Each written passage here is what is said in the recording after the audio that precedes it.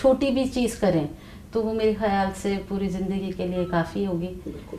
तो मैम आपके घराने में ये जो 20वीं पीढ़ी है जी, इसमें एक तो आप ये सब कुछ इकट्ठा कर रही हैं, ये बहुत बड़ा काम है और बहुत ज़रूरी, इस वक्त सबसे ज़्यादा ज़रूरी यही है। क्या इस पीढ़ी में कुछ ऐसे लोग मौजूद हैं जो अब भी गा रहे हैं? जी हाँ, बिल्कुल। इस पीढ़ी के अंदर जैसे मैंने कहा आपसे कि शायद हमारी ये बात बीच में रह गई कि डागर परिवार की कोई लड़की एज अ मतलब परफॉर्मर नहीं है।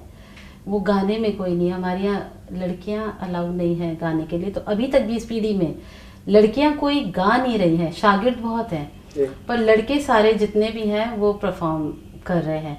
तो अभी बहुत सारे कुछ लोग हैं ख़ानदान में जो अभी भी परफॉर्म करते हैं और माशाल्लाह बहुत नाम है उनका। और मैं एक तरह से पहली लड़की हूँ जो इस फील्ड में काम कर रही है, स्पेशली ध्रुपद को लेके काम कर रही हूँ। तो ये बहुत बड़ा अल्लाह का करम है कि पहली लड़की जो है वो इधर इस फील्ड में काम कर रही है। काम बहुत सब लोग और भी कर रहे हैं पर इसके लिए कोई काम नहीं कर रहा। जी मैम, इसके लिए जाहिर है आपको बहुत परेशानियां भी आई होंगी, बिल्कुल आती होंगी ये सब चीज़ें प्रिजर्व करने के लिए। तो क्या इसके लिए आप कहीं शोज करते हैं हिंदुस्तान से बाहर या हिंदुस्तान में कोई है ऐसा सिलसिला? जी हाँ, बिल्कुल। मेरी अपनी ऑर्गेनाइजेशन है मेरे दादा अब्बा के नाम से, उस्ताद Imamuddin Khan Dagar Indian music art and culture society, जिससे मैं वैसे 78 में पापा ने उसको ओपन किया था। देन आई रिन्यू इन 2003 और उससे मैं लेक्चर, सेमिनार्स और वर्कशॉप और कॉन्सर्ट्स ऑर्गेनाइज करती हूँ। दिल्ली में भी काफ़ी शोज़ करे हैं और जयपुर में रेगुलर एक्टिविटी है। और उसी के अंडर हमने द डागर आर्काइव्स खोला है जो रविंद्र मंच पे 2nd फ्लोर पर है। अच्छा। जहाँ पे मेरा प्रिजर्वेशन वर्क है वहाँ पर आपको सारी स्पेशली डागर्स की पूरी इंफॉर्मेशन मिलेगी।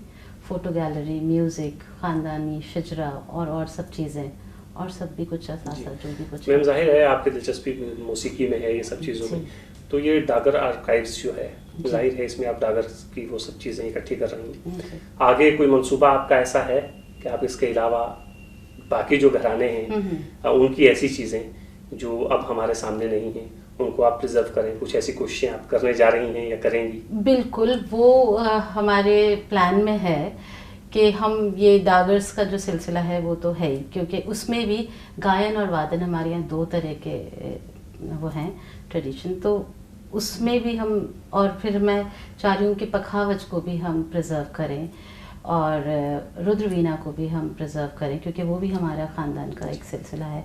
तो इस तरह ध्रुपद की जो जितनी भी सब चीज़ें जो जुड़ी हुई हैं उससे, उसका प्रिजर्वेशन और फिर दूसरे और सिलसिलों का भी प्रिजर्वेशन हमारा नेक्स्ट टारगेट है इंशाल्लाह, अल्लाह ने चाहा तो मैम एक सवाल तो ये रहेगा आपसे कि ये बताइए कि आपको रिस्पॉन्स, क्योंकि अब वो सुनने वाले भी नहीं रहे, बिल्कुल, और वो गाने वाले भी नहीं रहे, तो क्या आपको किस तरह का रिस्पॉन्स मिल रहा है? आपको लगता है कि आप जो कर रही हैं वो ठीक है, वो रिस्पॉन्स मिल रहा है और आगे आपको हौसला मिलता है कुछ मज़ीद करने का?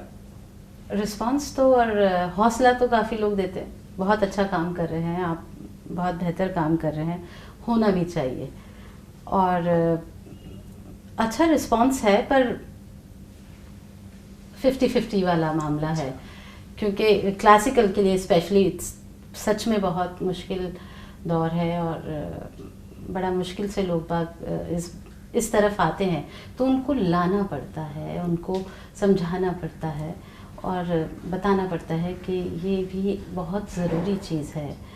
तो मुश्किल तो है पर नाउमीदी बिल्कुल हाँ, लेकिन ये नाउमीदी तो होनी भी नहीं चाहिए। और यकीन जानिए कि आज जिस मुआशरे में हम सांस ले रहे हैं, इस मुआशरे में अगर सबसे ज़्यादा किसी चीज़ की ज़रूरत है तो वो यही है कि हमारा क्लासिकल म्यूज़िक, हमारा राष्ट्रीय संगीत, ये सब किसी न किसी सूरत में महफूज हो जाए। बिल्कुल। और जिसके लिए आप मुबारकबाद के मुस्तहिक भी हैं कि आप ये सब काम कर रही हैं। अब मुझे लगता है कि क्लासिकल